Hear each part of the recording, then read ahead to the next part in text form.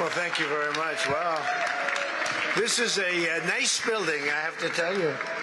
So this is a special occasion for a lot of reasons, but number one is it's our first occasion in this building using it for peace. And it's all about peace, and it's a great honor. And Marco, you've done a fantastic job in getting it ready, but it's a spectacular building, and we all appreciate it. And very importantly, we're settling a war that's been going on for decades with millions and millions of people killed. And these two gentlemen spent a lot of time backstage talking to each other, and over at the Oval Office. We were at the Oval Office together. It was beautiful. And I think it's just a very important day. And we have other leaders from other countries, and you said such beautiful things. I'd love to have you come up. We'll finish up, and then I'd love to have you come up, and if you could issue the words that you just issued backstage. It usually doesn't work, you know. It usually never happens. They said, oh, they said it much better before, but you will probably do better up here. But I'd love to have you say how you felt, because it is an amazing day.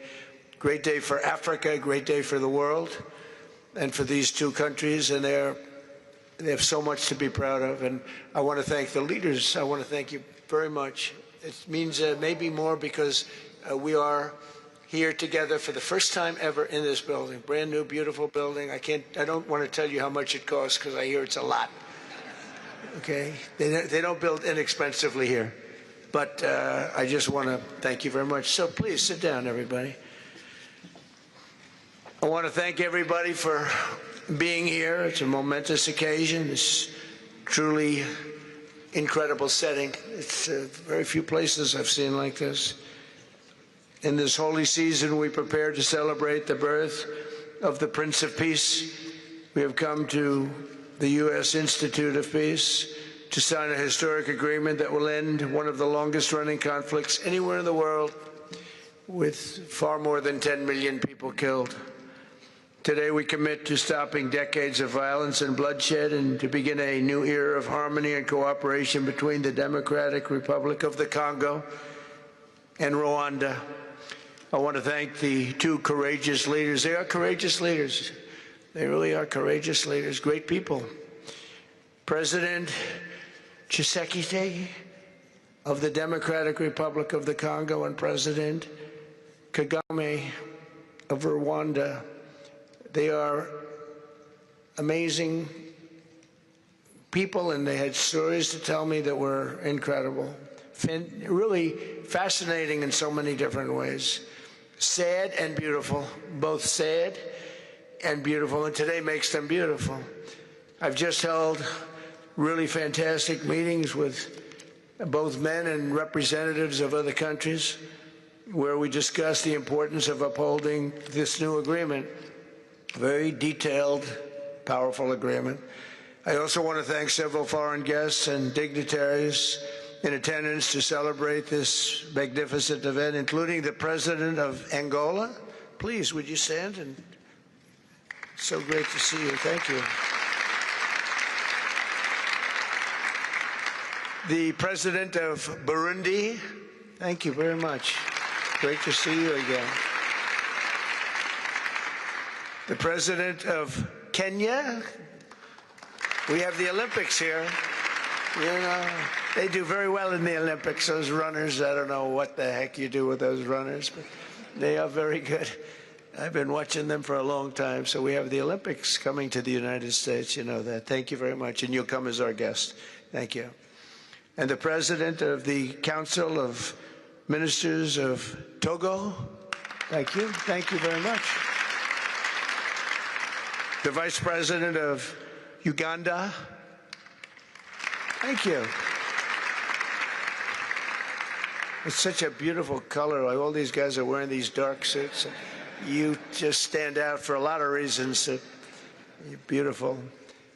The Foreign Ministers of Qatar. Thank you. Thank you very much. Say hello to my friend, a great man. And the United Arab Emirates. Thank you. Thank you. My regards, right? And the Chairman of the African Union Commission.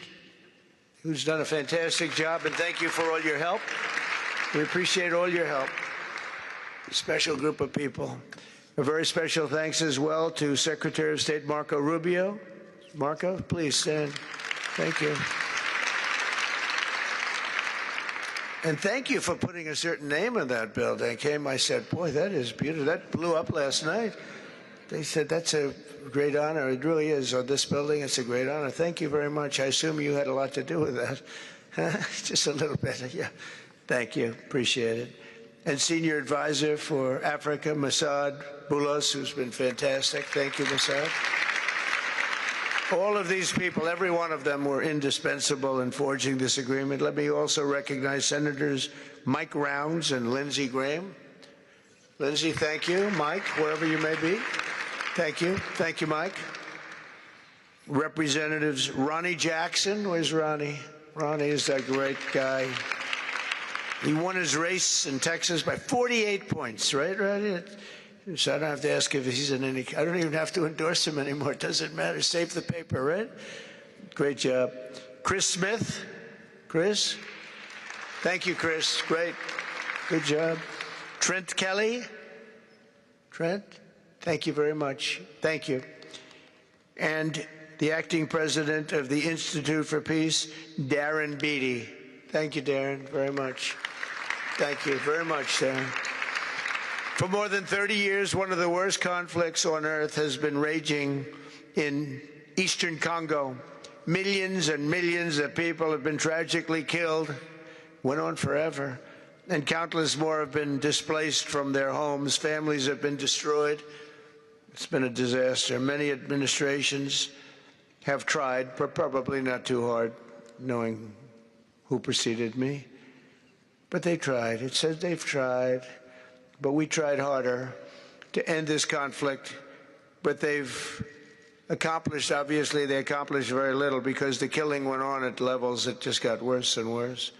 And today we're succeeding where so many others have failed. And this has become the 8th war that we've ended in less than 1 year. Such an exciting thing to do. This has been really, because we're talking about 30 years of fighting, 30 years, much more than 10 million lives. Last June, thanks to the efforts of Secretary Rubio and Mr. Boulos, Rwanda and the DRC reached a landmark agreement to move toward peace. They started the process. I met with some of their great representatives who are here also, and we started a great process. The compact we're signing today, which will be known as the Washington Accords, everybody sort of liked that name, formalizes the terms agreed to in June, including a permanent ceasefire, the disarmament of non-state forces, provisions for refugees to return to their homes, and justice and accountability for those who have committed illegal atrocities. Very importantly, this agreement also creates a new framework for economic prosperity. There's tremendous wealth in that beautiful earth. It's beautiful earth. But it was stained badly with blood, tremendous amounts of blood. But in the region that will support a lasting peace, and the Democratic Republic of the Congo and Rwanda have agreed to more closely integrate their economies with each other rather than fighting. And they'll be doing that. And these two gentlemen are very smart, and I think they liked each other a lot. I spent time with them. I think they liked some people may be surprised. I really do. I think they've spent a lot of time killing each other, and now they're going to spend a lot of time hugging, holding hands, and taking advantage of the United States of America economically like every other country does. So they're going to do very well, but they do have some very valuable things. They're going to have a lot of money and a lot of success, and I think they're going to get along really well, so I hope so. Thank you very much. Look at them. Look at the way they love each other. Thank you. So I have a lot of confidence in both leaders. We'll keep these commitments. I know they're going to keep them and follow through on the agreement and create a much brighter future for the people of their countries. And they're heroes within their countries because of today. This is a big story. And So much is being written and said. All of the newscasts have it at the top of the list. And they are heroes, and we want to keep it that way. Today, the United States is also signing our own bilateral agreements with the Congo and Rwanda that will unlock new opportunities for the United States to access critical minerals and provide economic benefits for everybody. And we'll be involved. We're sending some of our biggest and greatest companies over to the two countries, and we're going to take out some of the rare earth and take out some of the assets and pay, and everybody's going to make a lot of money. These are just two of the many new agreements related to mineral supplies that my administration.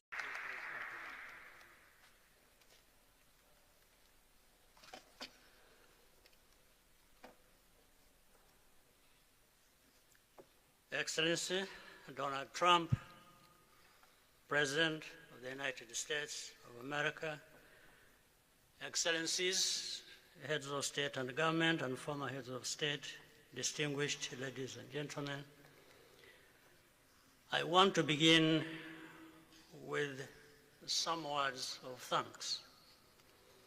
First, to my fellow heads of state and government from Africa, your presence here confirms that these efforts enjoy the broad support necessary to succeed. I also thank Minister of State Kulaifi, representing His Highness Sheikh Tamim bin Hamad of Qatar. The role of Qatar has been absolutely central in getting us to this point. But of course, the biggest vote of thanks goes to President Donald Trump. No one was asking President Trump to take up this task. Our region is far from the headlines. But when the President saw the opportunity to contribute to peace, he immediately took it. This conflict has lasted for 30 years. We have seen countless mediations and efforts, but none has succeeded in resolving the underlying issues. President Trump introduced a new and effective dynamism that created the space for breakthroughs. His approach is even-handed, never taking sides. He orients us toward the future, not the past, emphasizing that the dividend of peace is prosperity and investment, including from the United States. More importantly, President Trump's approach is pragmatic. The process has not become an end in itself. All of these elements filter down to his dedicated team, and here I want to single out Secretary Rubio and Masad Boulos for special appreciation. We would not be here today without their efforts. And as a result, we have the clearest and most viable path forward that we have ever had. These accords provide everything needed to end this conflict once and for all. If this agreement falters and things do not work out as they are supposed to, the responsibility will not lie with President Trump, but with ourselves. It's up to us in Africa, working with our partners to consolidate and expand this peace. There will be ups and downs on the road ahead. There is no doubt about it. Rwanda, I know, will not be found wanting. I can assure you of that. Our only objective is and has always been for our country to be safe and secure after having endured so much tragedy. We now only want to look forward in confident expectation of a prosperous and stable future. Mr. President, Excellencies, I thank you for your kind attention.